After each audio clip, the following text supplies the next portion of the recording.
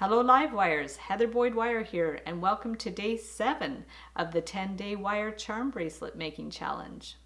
Be sure to join the Facebook event page linked up below. You can share photos of your charm bracelet and charms to be eligible to win great prizes, including wire and tools from Beadalon, items from my Etsy shop, and templates and patterns for wire art and jewelry. You only need to make one charm per day, and at the end of the 10 days, you'll have a couple of extra days to finish up the whole bracelet. Today we're making key charms. What you're going to need are your tools, 20 gauge wire and 24 gauge wire. So we'll start with the 20 gauge wire and just bend it with our round nose pliers to form a little loop. And then we'll get our larger round nose pliers just to form some larger loops to form the heart. So we're just going to turn this around to curve it around into the heart shape, doing any little adjustments that you need to do to get them even. So once you have that heart shape, hold the wires crisscrossed and do your twist. So keep the wires out at an even angle so you have an even twist. We're just going to twist it down as long as you want. And then once you're happy with it, we're going to bend one wire out at an angle and then the other one straight down. So from there, we'll bend the wire at the bottom with our flat pliers and do another couple of twists to bring that wire up to match the first one. And rotate it so the end is sort of flat there. And then once you have the two wires sticking out, spread them a bit if you need to. Get your larger round pliers, and we're going to form a couple of little spirals. So just curve it around the larger part of the pliers, and then you can get your smaller round nose pliers to do a little circle inside the big circle. And then we'll do the same on the other one. Larger round first with the larger pliers, and then the smaller round pliers to curve it around. I'll link up my tools in the description below. You can give it a little tug to make the loops smaller, and you can even pinch them in a little bit to make the little loops even smaller. And then you're going to clip the end and pinch it down with the tweezer nose pliers. So just do any little adjusting you want, and there's your first key. So for the second one, we're also using 20 gauge wire, and we're going to start with the loop.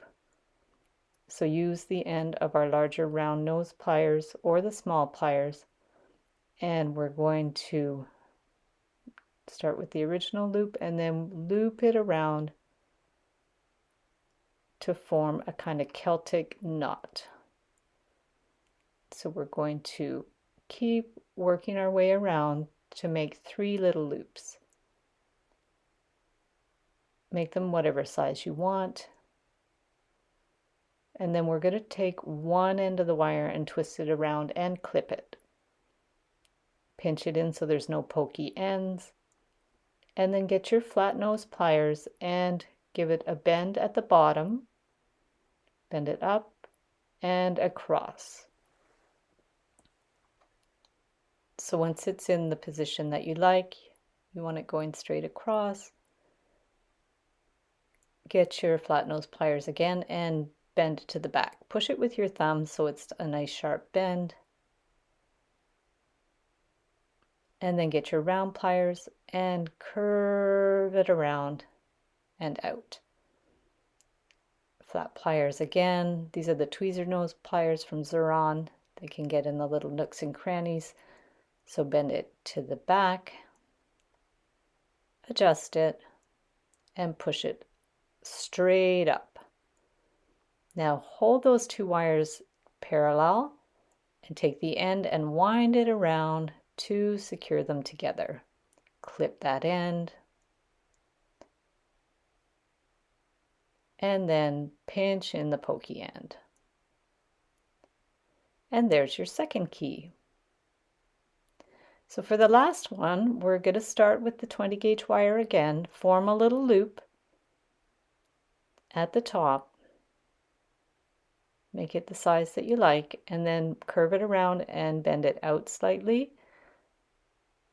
on either side. Now we're going to form the sides of the top of the key with the round pliers, curve it around, and then bend it straight down with the flat pliers.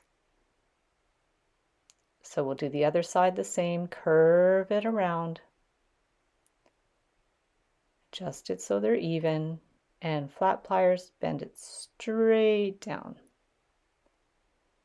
So now we're going to bend one end out, and then at the very bottom bend it down and up, and then out right underneath that first one.